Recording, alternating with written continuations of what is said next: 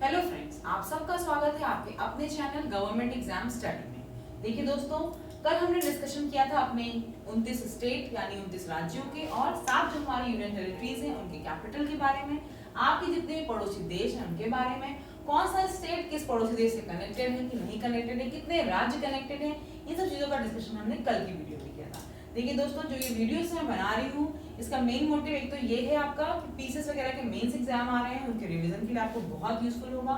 दूसरा, अभी आपका चकबंदी अधिकारी का या आरओ का पेपर आने वाला हाई कोर्ट वाला, उन समय में जीएस बहुत अच्छी आती है, आपको पता है। और उन समय इन सब जो मैं चीजें पढ़ा रही हूँ इनसे रिलेटेड क्वेश्चन डेफिनेटली आने वाले हैं। ठीक है, अब हम आज जो बनाए हैं यहाँ फिगर वो है हमारे इंडिया के फिजियोग्राफिकल रीजन के बारे में, यानी कि इंडिया में क्या क्या चीजें हैं। आपको पता है इंडिया में किसी जगह पहाड़ है, किसी जगह पठार है, किसी जगह मैदान है, तो किसी जगह आपके क्या है कोस्टल एरियाज और आइलैंड्स हैं। ठीक है, अब मैं देखिए फिगर के थ्रू बताती हूँ आपको। पहले तो ये जान जाइए कि इंडिया का जो फिजियोग्राफिकल रीजन है वो 4 पार्ट में डिवाइडेड है। पहला आपका क्या है, northern mountain region, second is Deccan plateau, third is great plains जो इन दोनों के बीच में है, डेक्कन प्लेट्यू और माउंटेनियस रीजन के बीच में, चौथा आपका कोस्टल प्लेन्स है और आइलैंड है। अब हम इस मैप के थ्रू आपको बताते हैं। देखिए पहला आपका कौन सा है, नॉर्दर्न माउंटेन रीजन। ये नॉर्दर्न माउंटेन रीजन है, ये बेसिकली मोटा मोटा समझ लीजिए आप, जम्मू एंड कश्मीर जो वेस्टर्न पोर्शन में है वहां से लेकर ईस्टर्न पोर्शन अरुणाचल प्रदेश तक आपका पूरा कौन सा रीजन है, नॉर्दर्न माउंटेन रीजन। दूसरा क्या है आपका, डेक्कन प्लेट्यू यानी कि पठारी भाग। पठारी भाग आपका कौन सा है, ये पूरा पोर्शन जो आपको दिख रहा है ना, वेस्टर्न घाट्स और ईस्टर्न घाट्स के बीच वाला, ये आपका डेक्कन प्लेट्यू है।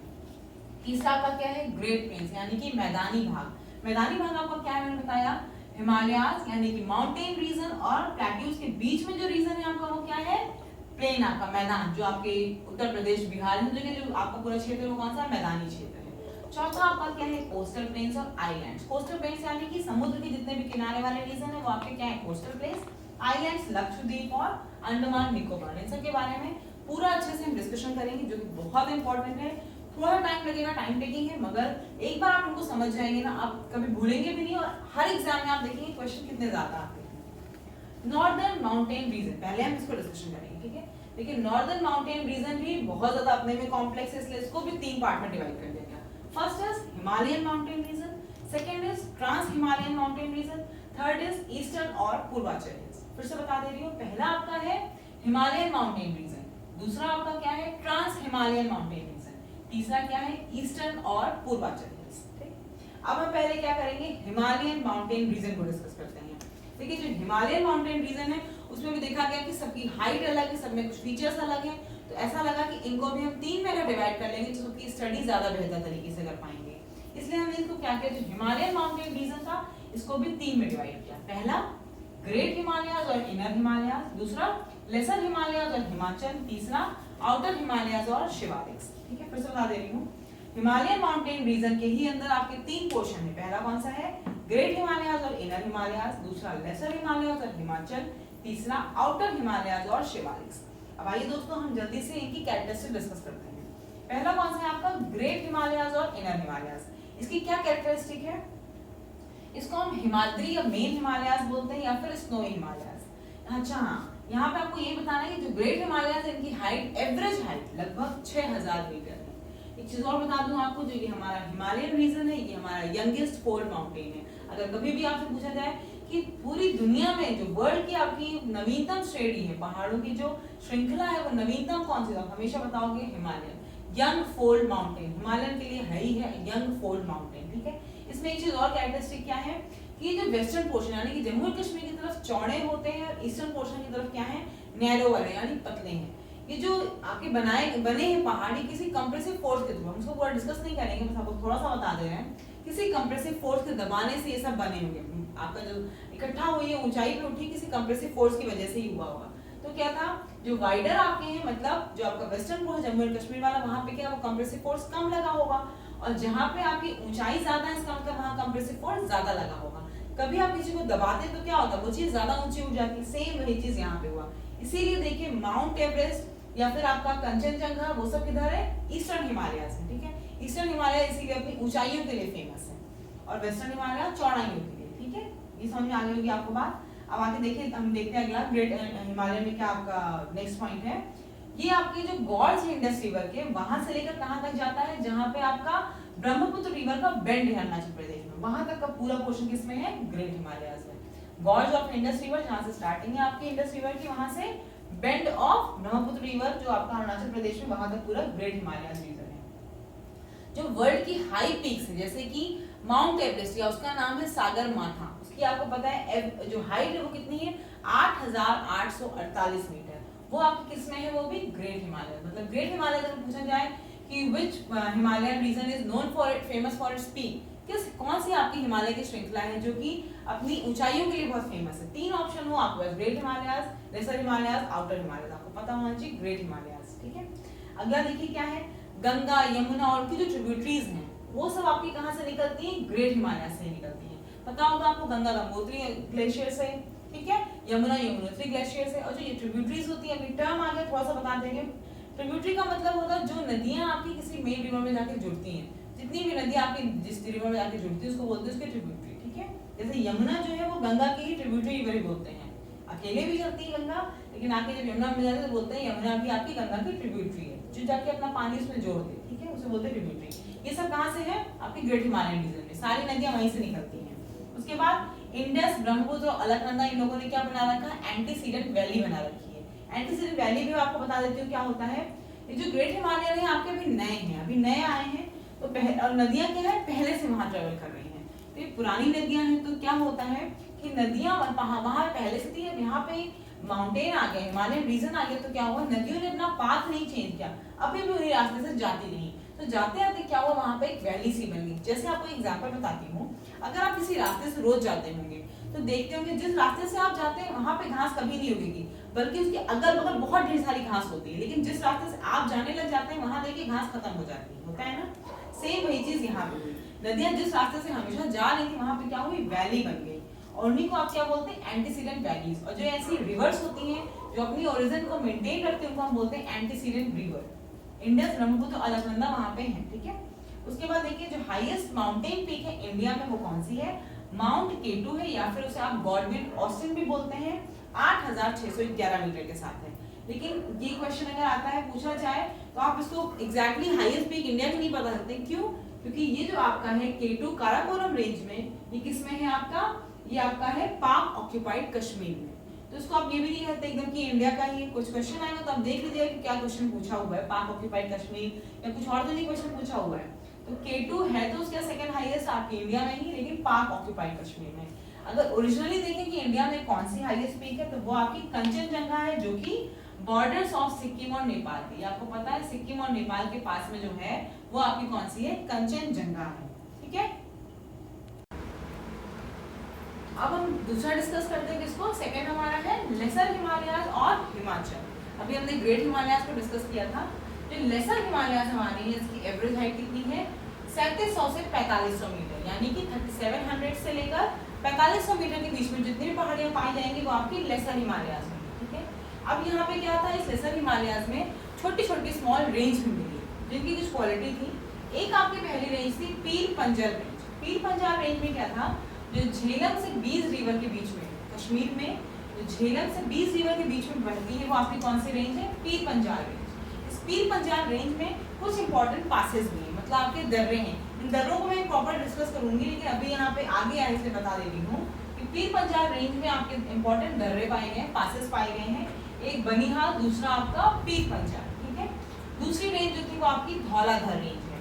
धौलाधर रेंज से क्या वो कैसे पता चला कौन सी धौलाधर रेंज, इसको बता दे रही हूँ।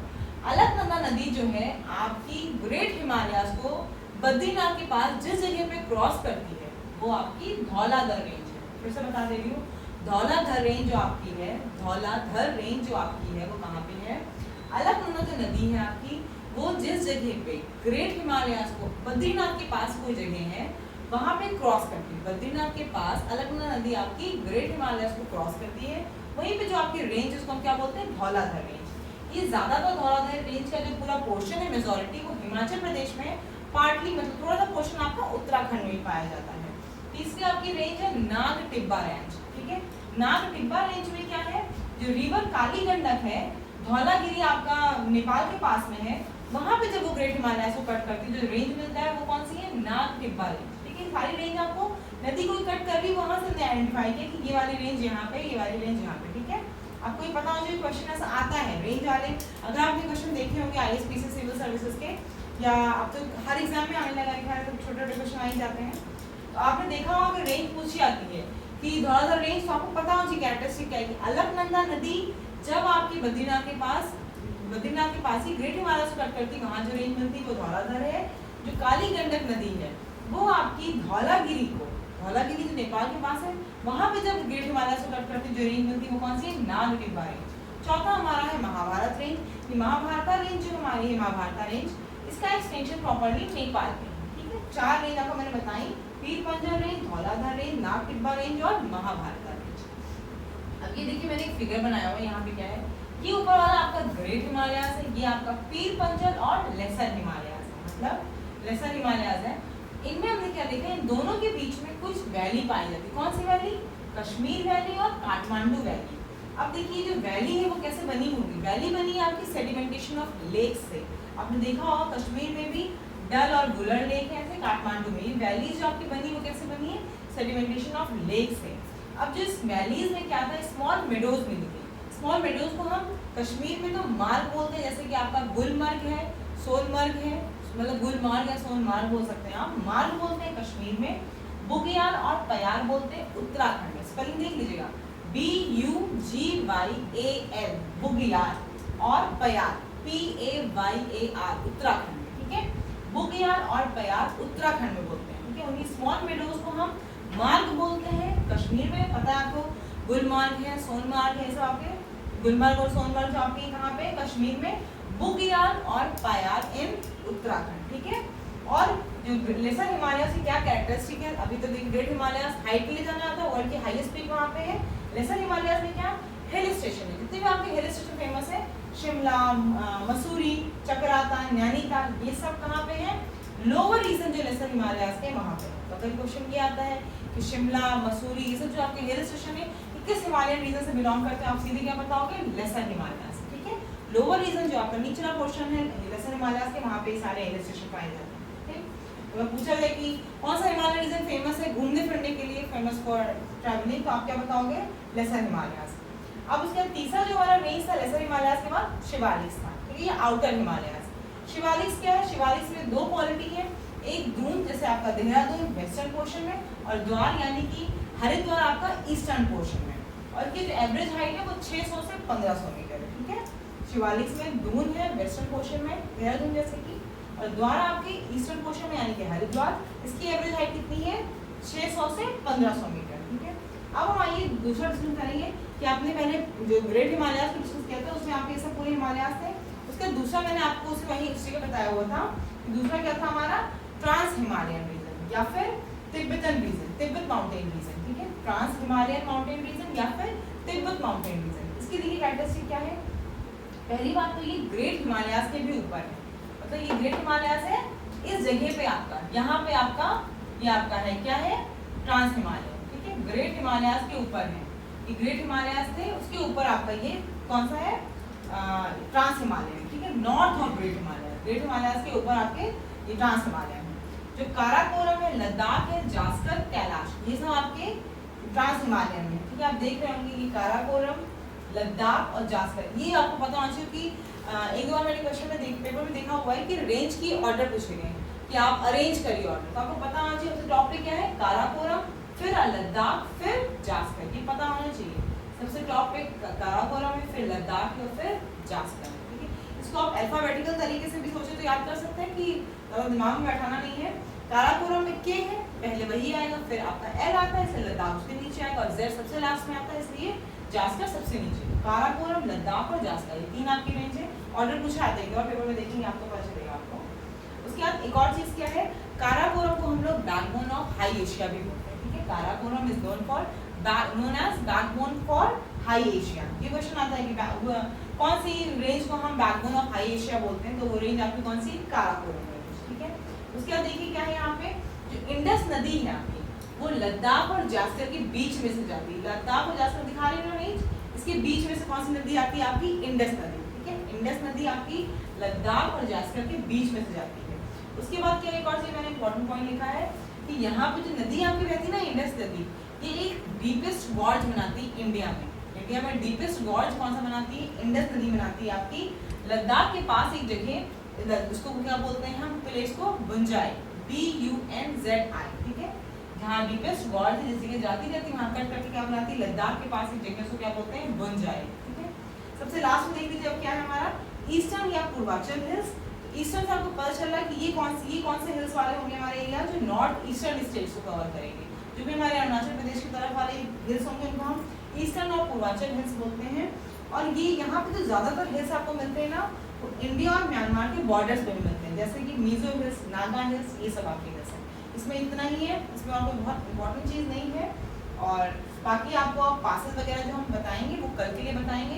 देखिए फ्रेंड्स, अगर आपने इस चैनल को अभी सब्सक्राइब नहीं किया है तो ज़रूर कर लीजिए, क्योंकि हम जो पूरी तैयारी करा रहे हैं वो इस लेवल से ही करा रहे हैं कि आपका एक सिविल सर्विसेज की रिवीजन आपका हो जाए, PCS मेंस तो अभी आपका जिसका होगा वो रिवीजन के लिए दे सकता है।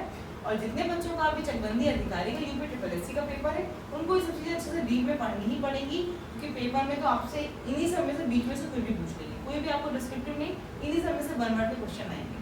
Thank you for watching my